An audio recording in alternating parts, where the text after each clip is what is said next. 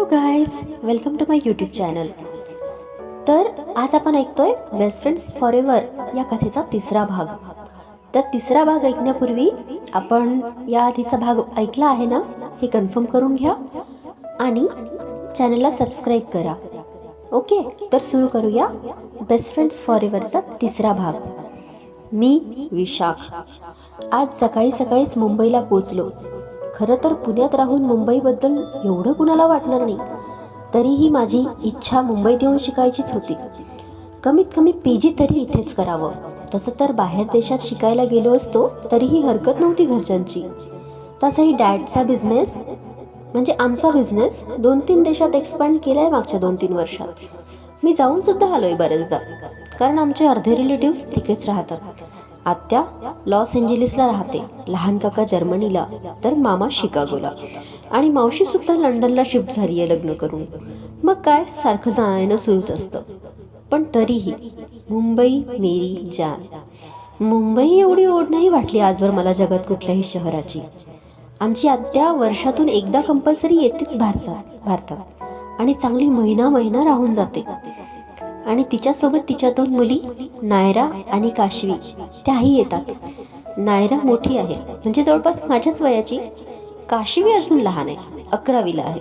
माझ्याप्रमाणे काशवीला सुद्धा US पेक्षा India खूप आवडते. त्यातल्या त्यात मुंबई तिलाही खूप आवडते. पण ही नायरा यार, एकदा तिच्याकडे गेलो होतो तेव्हा लॉस एंजेलिस दाखवायला घेऊन गेली आणि तिच्या सगळ्या मित्रमैत्रिणींना माझी ओळख तिचा बॉयफ्रेंड म्हणून करून दिली. मला तर शॉकच बसला. नंतर विचारलं तर म्हणाली, लहानपणीपासून आवडतोस तू मला आणि तुझ्यासोबतच लग्न करायचं आहे. तसंही माझ्यापेक्षा सुंदर मुलगी तुला शोधून सापडणार नाही. मान्य आहे की तू सुंदर आहेस, पण याला काय अर्थ आहे? मान न मान मेहतेरा मेहमान. तसं मी तिचा गेस्टच होतो म्हणा, पण मग तिने स्वतःहून मला तिचा बॉयफ्रेंड सांगून मोकळं व्हायचं का? मी तिला समजावण्याचा प्रयत्न केला की असं बोलून होत नाही, तर ते फील व्हायला लागतं. पण तिच्या व्याख्या वेगळ्याच. तसंही दर महिन्याला पार्टनर बदलणाऱ्या लोकांच्या सहवासात राहणारी ती. खऱ्या प्रेमाची डेफिनेशन माहिती तरी असेल का हिला? घरी सुद्धा ती नेहमी माझ्या मागे पुढे करत असते. खूप इरिटेट होतं मला. यावेळी तर हद्दच केली यार तिने. घरी सरळ सांगून मोकळी झाली की आम्ही एकमेकांना डेट करतोय आणि आम्हाला लग्न करायचंय. दोन्ही घरची मंडळी जाम खुश. मॉमने तर येऊन मला मिठीच मारली. मी सांगण्याचा प्रयत्न करत होतो, पण कोणी मला बोलूच देईना. सगळे येऊन अभिनंदन करून जात होते आणि माझा नुसता चळफडाट, जसं कुठे असतं राव. पण नशीब अजून लग्नाचा विषय निघाला नव्हता, कारण आमचं शिक्षण सुरू होतं. पण शिक्षण पूर्ण करून सेटल कुणाला व्हायचं होतं, कारण जन्मतः चांदीचा नाही तर सोन्याचा चमचा तोंडात घेऊन जन्माला आलोय मी. पण तरीही इच्छा होती शिकायची आणि स्वतःचं वेगळं असं काहीतरी करून दाखवायची. असो, मी मुद्दाम कॉलेज कॅम्पसमधल्या हॉस्टेलमध्ये राहण्याचा निर्णय घेतला. डॅडला अजिबात आवडलं नव्हतं, कारण आमच्या मुंबईत तीन रेसिडेन्शियल प्रोजेक्ट सुरू होते आणि 4-5 लक्झुरियस फ्लॅट्स पण होते. आणि तिथे राहण्याचं सोडून मी या हॉस्टेलला राहणार होतो, जिथे सगळ्या प्रकारचे विद्यार्थी एकत्रच राहणार होते. पण मला ते खूप एक्साइटिंग वाटायचं.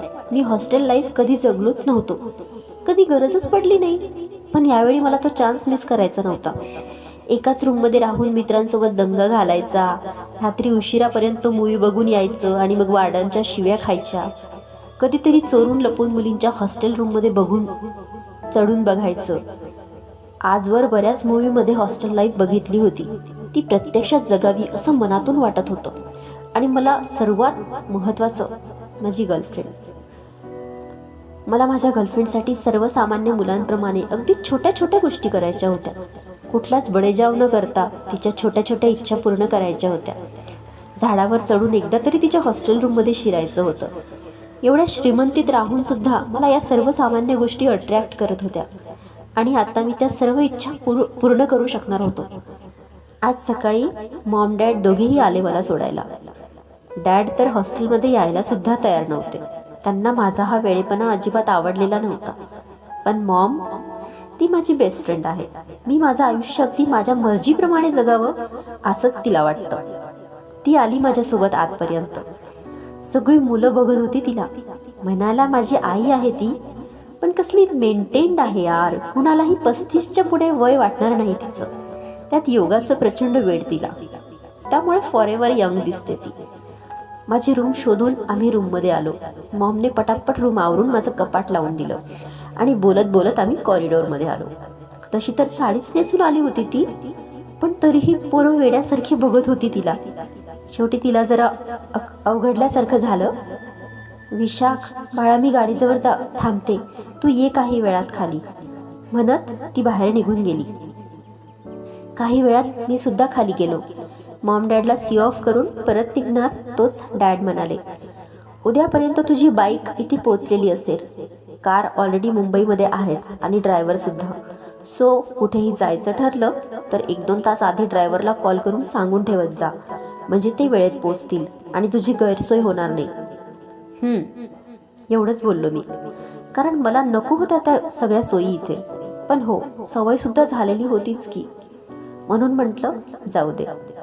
मॉम डॅड पुण्याला परत निघून गेले आणि मी हॉस्टेलला आलो. माझ्या कपड्यांवरून आणि मॉमच्या राहणीमानावरून माझ्या स्टेटसचा अंदाज तिथल्या मुलांना आला असावा, कारण सगळे स्वतःहून येऊन माझ्याशी बोलत होते. अगदी कमी वेळात छान मैत्री झाली माझी सगळ्या मुलांशी. कारण माझा प्लस पॉईंट असा होता की ॲटिट्यूड नव्हता माझ्या वागण्यात आणि स्वतःहून बोलायचो मी सगळ्यांशी, त्यामुळे लगेच जुळायचं माझं सर्वांशी. रूम सेट केली होती त्यामुळे काळजी नव्हती. मग आम्ही बसलो गप्पा मारत. सगळे आपापली ओळख करून देत होते आणि मुलींबद्दल सुद्धा बोलत होते. कॉलेज कॅम्पसमध्ये सकाळपासून एंट्री करताना खिडकीतून बऱ्याच मुलींचे निरीक्षण मुलांनी केले होते. प्रत्येकजण एका मुलीचे वर्णन करून सांगत होते आणि मी ऐकत होतो. त्यातल्या 3-4 जणांनी एका खास मुलीबद्दल सांगितलं. विशेष म्हणजे त्या मुलीच्या डोळ्यांबद्दल जास्तच भरभरून बोलत होती मुलं. निळसर हिरव्या रंगाचे डोळे होते पण तिचे. खूप रेअर असतात या रंगाचे डोळे असलेले लोक, स्पेशली इंडियात. माझ्या डोक्यात विचार सुरू झाले, कोण असेल ती? कशी दिसत असेल? नुसतंच डोळे सुंदर असतील की ती सुद्धा? जाऊ दे, तसंही नुसतं डोळे किंवा चेहरा पाहून प्रेम होत नसतं, त्यासाठी मन जुळावी लागतात. मग ती गोरी असो वा काळी, फरक पडत नाही. गप्पा मारत आम्ही लोळत पडलो. थोडा आराम झाला. सायंकाळी कॅम्पसमधून मित्रासोबत एक फेरफटका मारून आलो. तेजस नावाचा मुलगा कमी वेळात चांगला मित्र झाला माझा. तोही चांगल्या घरचा होता, शिवाय वेल बिहेव. मग आम्ही सोबतच जेवायला गेलो.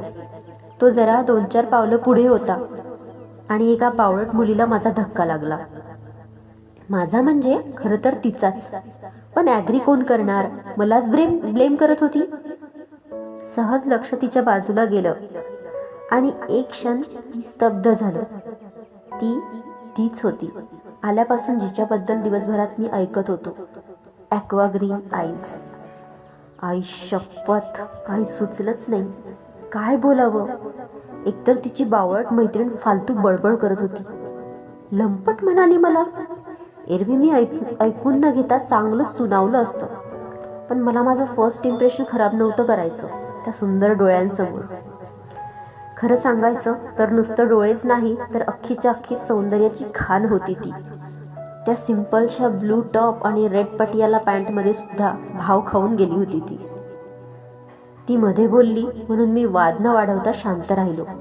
त्या दोघी गेल्या तरी मी बावळटासारखा तिला बघतच उभा राहिलो, कारण काहीतरी हरवून बसलो होतो मी. हो, माझं मन. नशीब तेजसने आवाज दिला म्हणून मी भानावर आलो आणि फूड काउंटरकडे जायला निघालो.